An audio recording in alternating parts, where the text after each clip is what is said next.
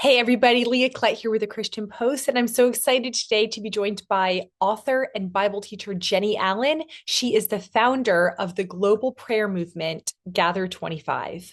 Gather25. What an event.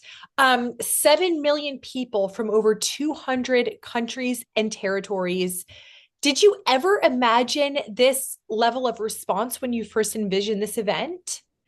Well, I mean, you hope for it, but but certainly no. I mean, it is overwhelming. I have honestly just had a hard time processing it. It feels a little pretend, like a crazy dream, because there were so many ways it could have gone wrong. I mean, we were depending on technology that barely exists, right? I mean, we are on the bleeding cutting edge of what AI can do with translations. And so, when I walked through the studio right before we went live, all of the brilliant people that helped make this happen were saying things to me like, I mean, this has never been done before.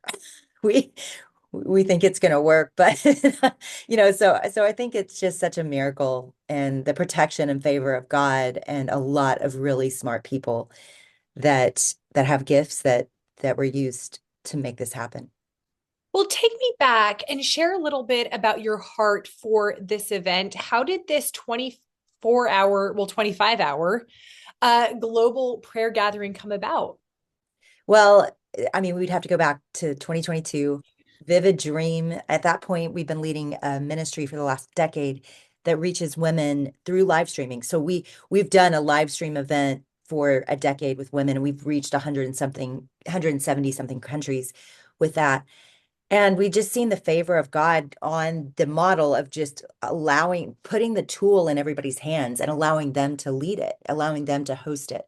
And so it really, that had been 10 years of my life, and I never dreamed of doing anything bigger than that.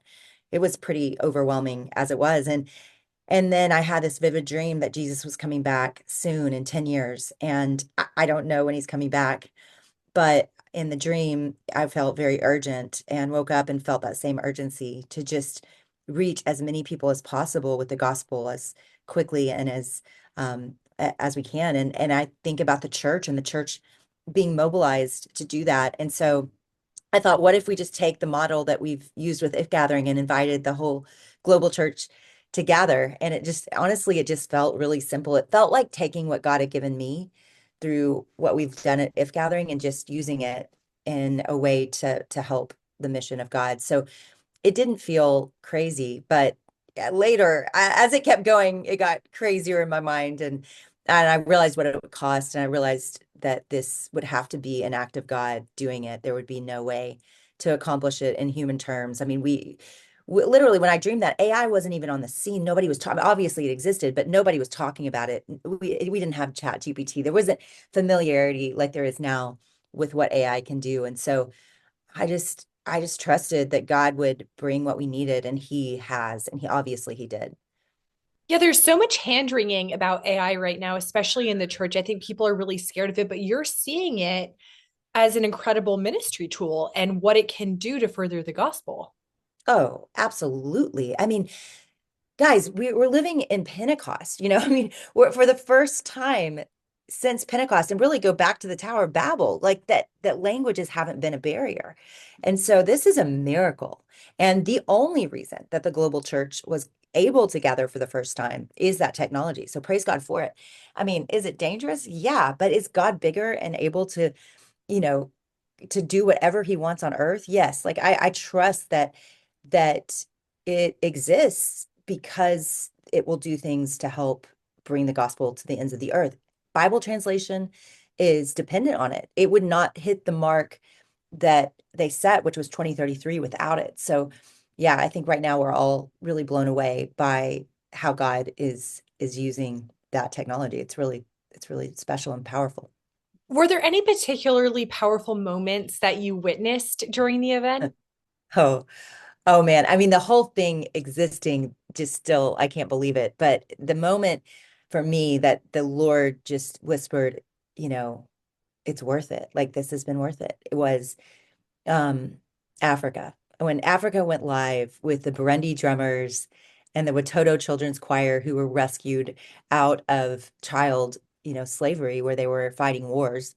And one of them spoke directly to the camera and said, Jesus is enough for my suffering. And I mean, there were so many moments, but Africa just really got me. My son is from Africa. And so watching his home country host, it just was, I'll never forget that moment. And at that point, we were more than halfway. So I thought, oh gosh, this is working. Like, and we were reaching so far. The numbers were coming in of how far and how many countries we were reaching. And so, at that, somebody said once that, how do you know if you're obeying God? Like if this vision or whatever is from God. And a wise person once said, when it happens. And I think as confident as I was that the Lord had called me to it, I mean, there still was a part of me that wondered, like, God, are you in this? Are you going to show up? Can you do this? And so that was the moment for me where it had happened. We had done it, and so God had done it. And I'm telling you, we are the fish and loaves story. I mean, if you saw like what we started with and what we gave to God and said, yeah, we'll say yes. Like, what do you want us to do? I mean, he must have just thought that's so cute. Like they think they're about to do something. But he did it. He brought all the right people that we absolutely had to have. The number of people that participated in helping pull this off is in the thousands. We're talking production teams on 6, 7 continents, if you count the footage we got from Antarctica. We're talking about um, music and, volunteer teams and people to host. We're talking about 20,000 plus people that said, yes, I will host in my church, in my home, on my college campus. I mean, some of those events were anywhere from 1,000 to 5,000 people, and they hosted massive events when they didn't even know completely what the content would be. Because it was live, we couldn't really give them tastes. So it was just like, trust us, like this is going to be special. We're going to come together and pray. And they didn't know if it would be boring. They didn't know but the Lord just led them to say yes. And so I praise God for all of the people that are a part of this story. It wasn't just my yes, it wasn't just my team's yes, it was thousands of people saying yes to God. Wow. Jennie, what does this event tell us about the hunger for unity, for prayer, and for revival in the global church? Well, I think we for so long didn't believe in it anymore. We didn't believe God could move like that. I think we got really discouraged and cynical.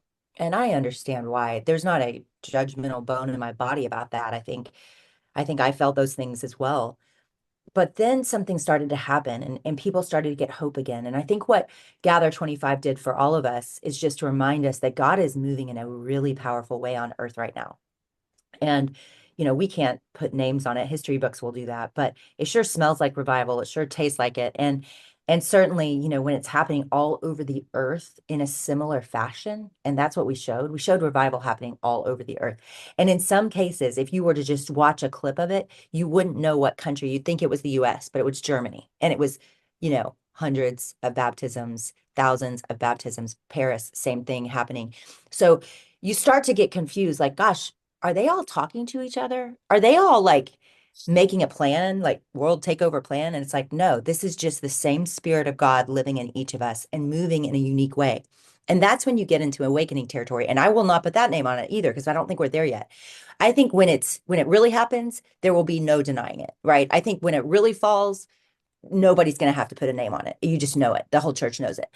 So I'm in the rooms where I see it. I mean, I'm watching just yesterday. I was at, or I'm losing track of my days. 2 days ago, I was at Purdue University, and I mean, I don't know, over 1,000 students came forward. It Wow. felt like more. I mean, it's just unthinkable, like what God's doing right now and what's happening. So it's starting, but I don't know what the craving is. I think we just all want God, and I think we're sick. A lot of things have failed us. A lot of things have been hard in the last 5 years, and I think we're just craving something real. Oh, I mean, that's one thing that that was so powerful because we didn't over program or formula, make a formula here. Like every country hosted their self. When I mean, again, I'm the founder, so if it goes wrong, it's gonna, I'm the one that's gonna take that heat. But you pass that microphone on, and you've done it. Like it's now New Zealand, and then it's Malaysia, and then it is Rwanda. So I think that was pretty incredible to see the unity of spirit, as if we had controlled what everyone was saying, as if we had programmed or prescripted everything, but it wasn't. We really were just of one mind and one heart and one spirit for 25 hours. And we were all different denominations. We were hosting out of all different types of churches and with different types of leaders. And there was just a unity in that 25 hours that was from God. You couldn't have manufactured, no human could have manufactured that.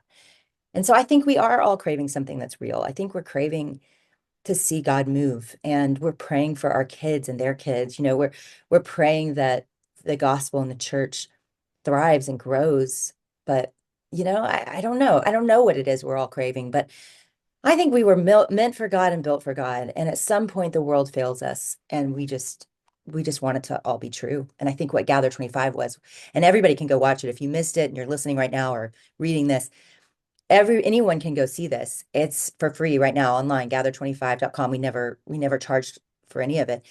But what you'll see, I think, will give you great hope that the church is alive, well, and thriving. Well, that's incredible. Jennie, thank you so much. Thank you for your ministry. We so appreciate your voice. It's just so needed. So, Yeah, I didn't plan that, but here we are. well, when God calls you, my dad's a pastor, and I always say, unless you're called into the ministry, I don't see why people do it because it's a tough It's calling. true. Yeah. Yeah, and my thing is I just want to work with God. God bless. Here's the thing. I am experiencing a harvest that so many before me have sown, and they didn't get this reward. I feel so much admiration for those in the trenches in hard places doing ministry week after week, day after day, with very little reward and very little praise. And I just want to say to anyone listening or anyone that reads this, well done. We know we are not in isolation. This is the fruit of in Purdue. There was a woman that prayed for so many years for what happened Tuesday night to happen. I mean, so many years of not giving up praying. And I want to honor all of those that have sown what we are reaping right now. So well done, and keep sowing. And for the places that we aren't experiencing a harvest yet, keep sowing, keep sowing. And I'm just praying that that does spread, and that the Lord has favor on our generation and those alive today, that he really would pour out mass revival, that many, many souls would be saved. That's what we're praying. And I think that's just going to take all of us.